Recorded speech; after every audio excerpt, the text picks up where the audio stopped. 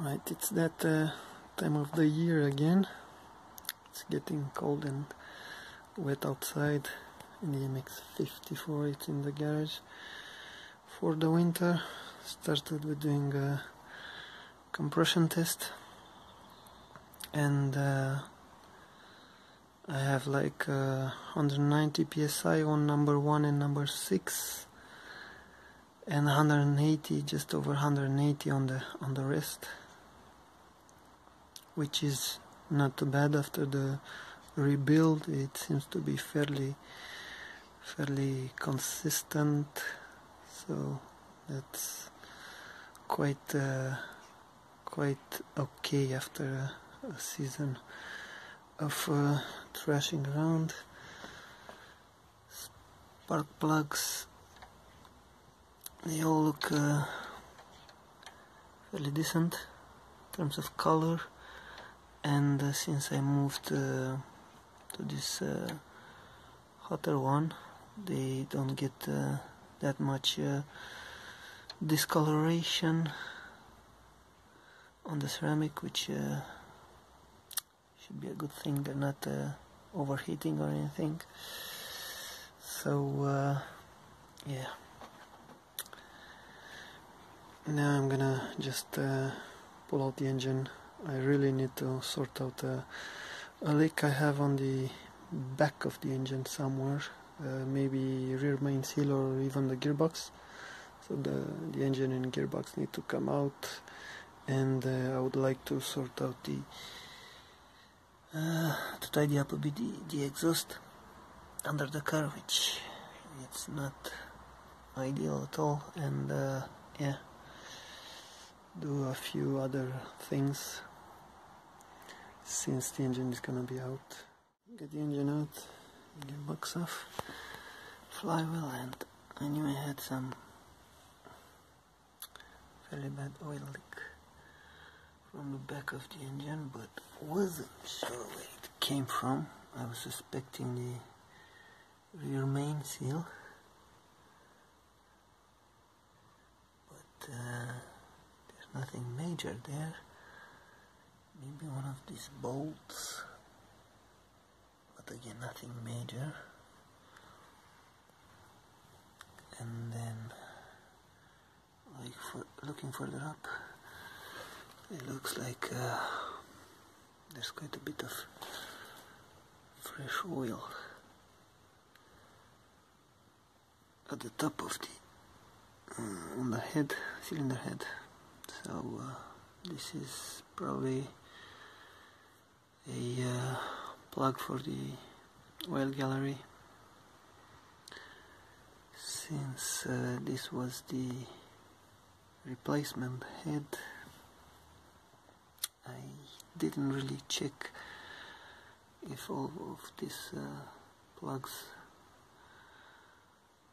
were tightened, so it definitely looks like it's just leaking from there, going on the side somewhere, and just going down,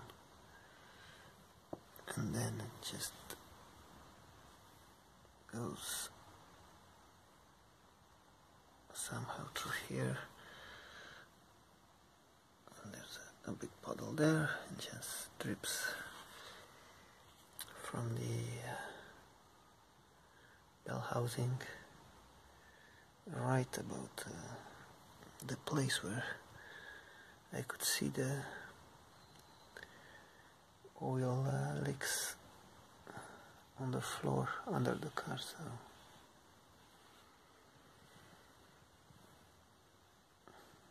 I'm gonna guess this explains my oil leaks. Might double check this, because I'm gonna take the sump off, so I'm gonna maybe double check the rear main seal, but I think it's fine. Right, I got my oil baffle fabricated and welded in. Quite a bit of a pain. So first I just did this section below there, and I try to make it as tight as possible on the bottom, because that's the important bit, in my opinion. That's a slightly big hole because this is in the way, and added this nice V-tone flaps. They're a bit weird by the condensation. And I have two for this side and two for the back. This should help on this side as well. And the oil pickup is somewhere around here, not this circle exactly, but somewhere around here. So there was a big volume on that side and in the back, which didn't really on that side and in the back, which didn't really help with in the corners. So with this baffle here should help a bit. Not really worried about the back one. Don't really have that much acceleration into the car, but that's just typical designs out there, and I did put a bit of time into this, but yeah, it's definitely cheaper than what's out there, and especially can't really find any, I think, in the UK or Europe, so most of them are from the US, which is a long way for me. Alright, so just gonna clean this up properly, and gonna put it back onto the engine. Alright, so I got some new bits for the front suspension. Some nice camber arms for the front with rose joints all over. Should help me set the camber a bit easier and quicker, maybe on the track. And some poly bushes for the lower arms, new ball joint on the bottom, and I'm gonna have as well some new joints for the steering. So the front end, it's pretty much completely overhauled. I'm getting ready to put it back into the car and get the car in so I can continue work on the exhaust. So this nice bit of the subframe, which is really thin now, started seeing some small cracks here and somewhere here, I think. So I think that's mostly because I'm kind of lifting the car from this point, which is, I knew it was a bad thing, but yeah, just welded this up and then gonna probably stop lifting the car from this point. From now on, hopefully it's gonna stay together for another year or so. Managed to get this installed on the car. It was quite a big pain to get this on. To be honest, they have this spherical ball joints, which are really tight, and yeah, I can barely turn the steering wheel with the car on jacks, and I had some issues with the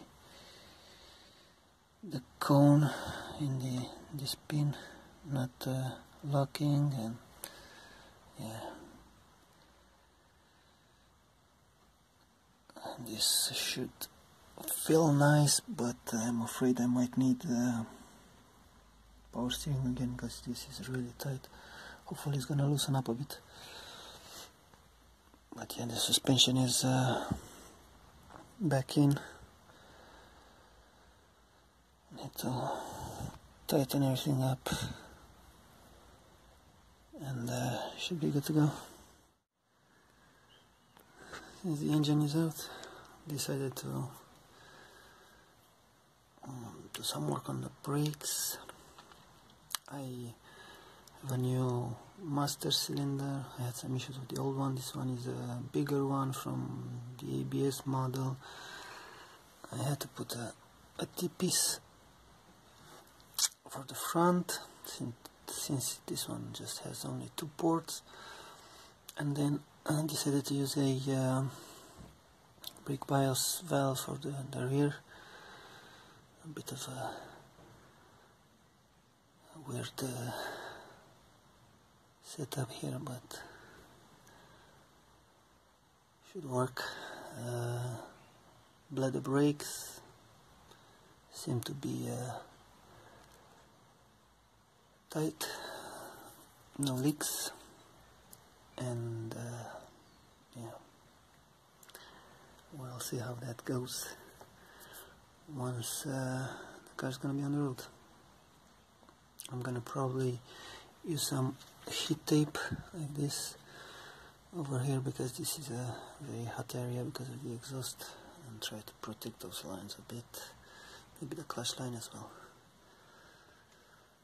Yeah, I'm gonna get ready to put the engine and gearbox in. Right, so this is my new exhaust setup. I tried to tidy it up a bit, because before it was quite a mess. So it's gonna go from the 2 banks into one, into a 2.5 inch pipe with a nice flange there, a V-bend.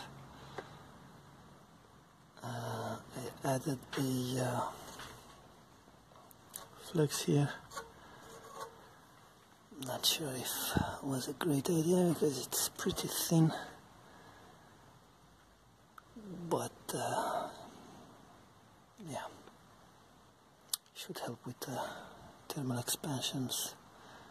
Hopefully nothing is gonna crack,